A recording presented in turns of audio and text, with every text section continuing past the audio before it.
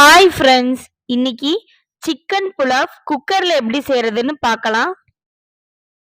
நான் இன்னைக்கு 2 டம்ளர் அளவுக்கு பாஸ்மதி ரைஸ் எடுத்துக்கிறேன். 3-4 தடவை அரிசியை நல்லா கழுவி எடுத்துட்டேன். இப்போ நம்ம அரிசி முங்குற அளவுக்கு தண்ணி ஊற்றி இது ஒரு அரை மணி நேரத்துக்கு ஊற விட்டுறலாம்.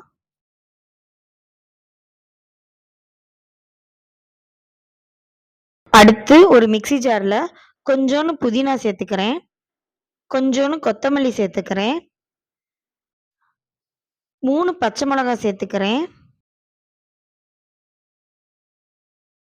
அடுத்து 1/4 ஸ்பூன் அளவுக்கு சோம்பு சேர்த்துக்கிறேன்.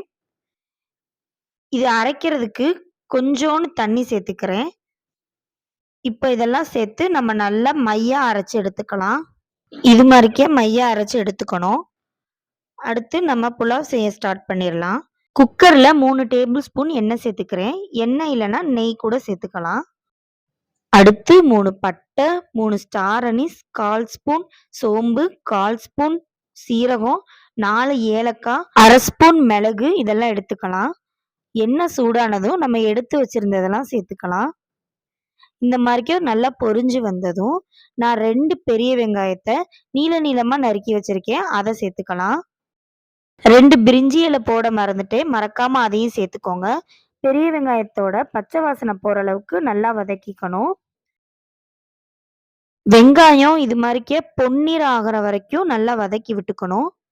நல்லா பொன்னிறமானதும் நான் 1 டேபிள் ஸ்பூன் அளவுக்கு இஞ்சி பூண்டு விழுது சேர்த்துக்கிறேன். இஞ்சி பூண்டு விழுதோட பச்சை வாசனை போற அளவுக்கு நல்லா வதக்கி விட்டுக்கணும். அடுத்து நான் ஒரு பெரிய சைஸ் தக்காளியை நீளமா நறுக்கி சேர்த்துக்கிறேன். தக்காளி லைட்டா வதங்கினதும் நம்ம அரைச்சி வச்சிருந்த பேஸ்ட்டை இப்போ சேர்த்துக்கலாம். கொத்தமல்லி புதினாவோட பச்சை வாசனை போற அளவுக்கு நல்லா வதக்கி விட்டுக்கணும். அடுத்து ஒரு அரை ஸ்பூன் அளவுக்கு கரம் மசாலா சேர்த்து நல்லா வதக்கி விட்டுக்கலாம். நான் காரத்துக்கு மிளகாத்தூள் எதுவுமே சேர்க்க மாட்டேன். உங்களுக்கு காரம் வேணும்னா ஒரு பச்சை மிளகாய் எக்ஸ்ட்ரா கூட சேர்த்து அரைச்சிக்கோங்க. மசாலாவோட பச்சை வாசனைலாம் போனதும் நான் இப்போ கறி சேர்த்துக்கிறேன். 1/2 கிலோ அரிசி எடுத்திருக்கேன், அதுக்கு நான் 1/2 கிலோ சிக்கன் சேர்த்துக்கிறேன். நல்லா வாஷ் பண்ணி சேர்த்துக்கோங்க. அடுத்து சிக்கனுக்கு தேவையான அளவுக்கு உப்பு சேர்த்து நல்லா மிக்ஸ் பண்ணி விட்டுக்கிறேன்.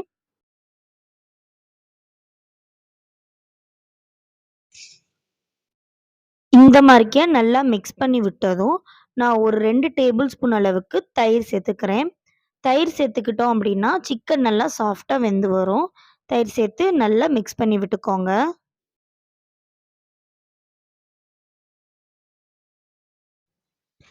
எல்லாம் சேர்த்து நல்லா மிக்ஸ் பண்ணி விட்டாச்சு.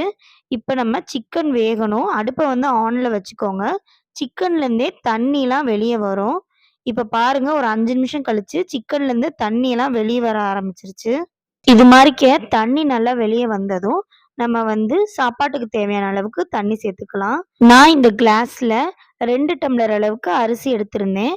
அதுக்கு இதே கிளாஸில் 3 டம்ளர் அளவுக்கு தண்ணி சேர்த்துக்கிறேன். அடுத்து உப்பு சேர்த்துக்கலாம். இந்த தண்ணியை குடிச்சு பார்க்கும்போது உப்பு லைட்டாக கக்கணும். அந்த மாதிரிக்கு உப்பு சேர்த்து நல்லா கிளறி விட்டுக்கோங்க. ஒரே இடத்துல உப்பு நின்றக்கூடாது. ஸோ நல்லா கிளறி விட்டுக்கோங்க. அப்புறம் நான் அரை மணி நேரம் ஊற வச்சிருந்த அரிசியை தண்ணியை வடிச்சிட்டு இப்போ நான் சேர்த்துக்க போகிறேன். தண்ணி இது மாதிரிக்கே லைட்டாக ஒரு கொதி வந்ததும் நம்ம ஊற வச்சிருந்த அரிசி எல்லாம் சேர்த்துக்கலாம். அரிசி எல்லாம் சேர்த்ததும் லைட்டாக ஓரத்துல இருந்து கிளறி விடுங்க. அரிசியை கிளறும் போது பார்த்து கிளறுங்க. அரை மணி நேரம் ஊற வச்சனால நல்லா கிளறிட்டிங்கன்னா அரிசி உடஞ்சிரும். இது மாதிரிக்க ஒரு கொதி லைட்டாக வந்ததும் நம்ம வந்து குக்கரை மூடிடணும். அடுப்பை ஆனில் வச்சுக்கோங்க. ஏர் வந்ததும் விசில் போட்டு கரெக்டாக 2 விசில் விட்டு எடுத்துக்கோங்க. இப்போ ஏரெல்லாம் போயிருச்சு. நம்ம இப்போ குக்கரை ஓப்பன் பண்ணி பார்க்கலாம்.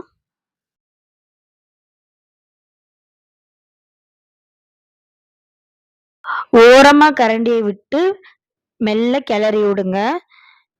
நடுவில் விட்டுட்டீங்க அப்படின்னா அரிசியெல்லாம் உடஞ்சி போயிடும். கொஞ்சம் கொஞ்சமாக ஓரமாக விட்டு பாருங்க. இப்போ பாருங்க ஃப்ரெண்ட்ஸ், உதிரி உதிரியாக சாப்பாடு வந்திருக்கு. கொஞ்சம் கூட அடி பிடிக்காம நல்ல உதிரியாக வந்திருக்கு. அடுத்து 2 ஸ்பூன் அளவுக்கு நெய் சேர்த்துக்கிறேன். நெய் சேர்த்து மெல்ல கிளறி விடுங்க.